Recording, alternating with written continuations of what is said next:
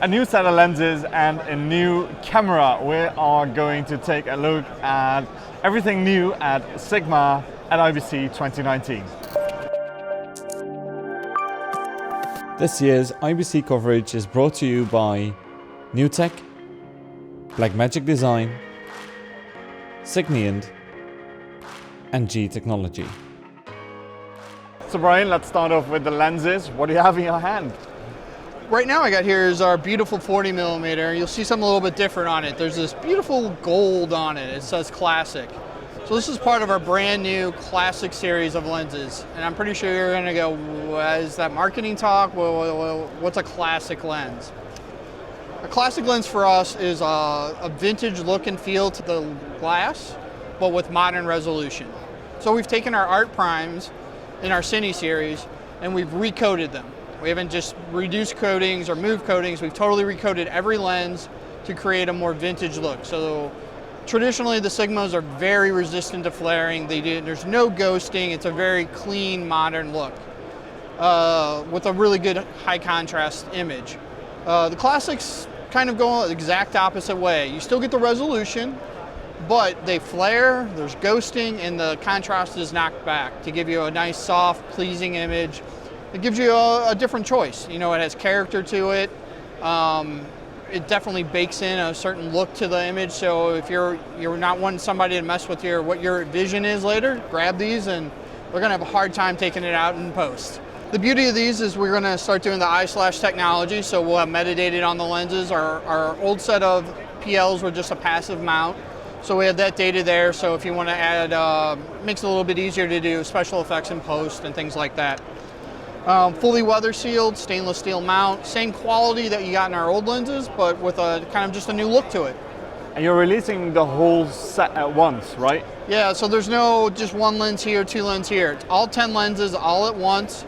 At the beginning, it will be a 10 lens set. That's how you have to buy them. But we feel we'll support your artistic view better. So you've already had like a great success on the other set of lenses with a pretty big production. Yes. Yes, we have. So pretty big news for us. A lot of Top Gun 2 was shot with the Sigma lenses. We actually created a set of the eye/slash lenses specifically for Claudio and that set. So that's kind of how we moved into creating an eye set, especially for the classics. So, you know, if you're wondering what that image is going to look out, you'll see it on Top Gun 2. So I'm pretty excited about that. Yeah. And then you also released a very exciting new camera. Yes. Let me grab the camera. Yeah. Yeah, so kind of looks like a point and shoot camera, doesn't it? Yeah. Until you pop this guy off and look at that huge full frame sensor. So as of IBC 2019, as far as I know, this is the world's smallest full frame camera you can get. Incredibly light and small. And the reason it's so small is, well, it's basically a sensor block in a camera. The idea of this camera, though, is to be incredibly modular. You know, taking the idea of like a RED camera to the extreme. You know, it's small, it's lightweight, but you can build this out however you want. So you can shoot stills with it.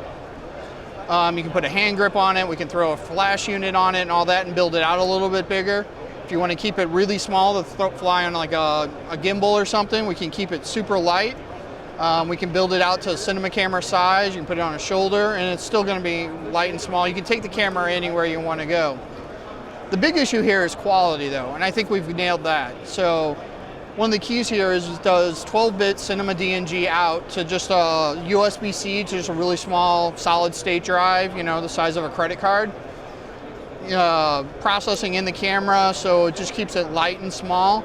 If you wanted to run it super small, you can do 8-bit internal cinema DNG. All the recording rates are locked at 24 frames per second. So at the cinema DNG, but if you go to some compressed formats, you can get a higher frame rate also. Overall, there's a lot of thought into this. At the top, if you just flip the switch to cinema, it makes your full menu system full of cinema, what you're used to if you're shooting video. Shutter angle, you know, not shutter speed, it's iris, not, you know, all those like just kind of little things. You can get a waveform in there, and, you know, something, if you're used to shooting video, you'd love that as a tool and it's already in there.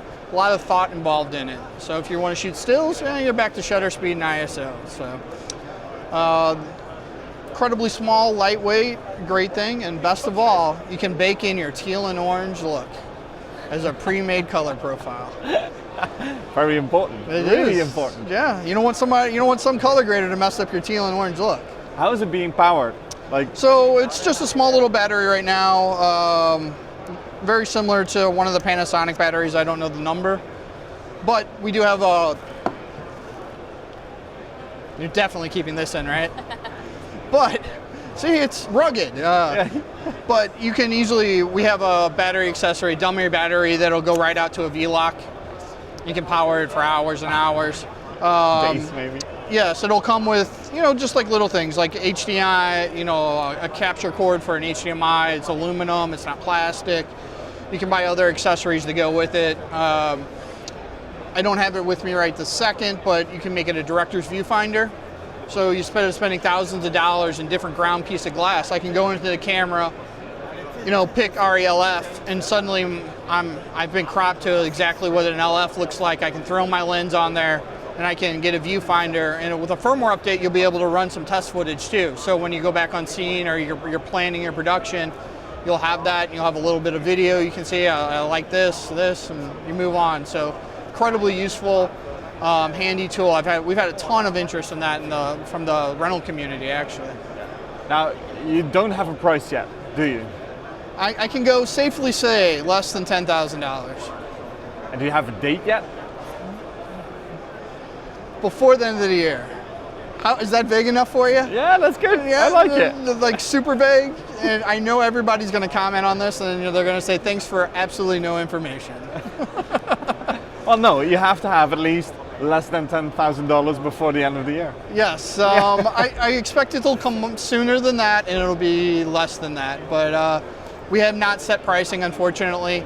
But I do expect it late fall, early winter to see the camera. So, great. Thank you so much. Thank you, guys.